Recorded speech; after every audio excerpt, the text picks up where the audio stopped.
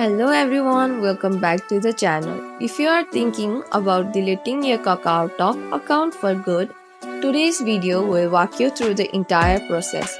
Whether you are switching app or just taking a break from KakaoTalk, we will show you how to delete your account safely and easily. Let's get started. First, open up your KakaoTalk app. Once you are inside, tap onto the More tab at the bottom right corner of the screen. This will take you to the setting page. Tap onto the gear icon at the top right corner of your screen to open the setting option. Once you are in the setting option, tap onto the privacy.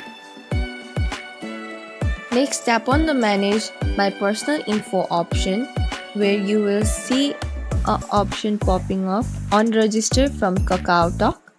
You will see the option on Register from KakaoTalk.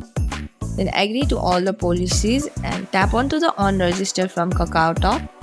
You will be asked whether you are sure to unregister the Kakao, confirm it or unregistered it. Tap onto the OK option. And there you have it, your KakaoTalk app is gone for good. Just keep in mind, once you deleted your account, there is no way to recover it.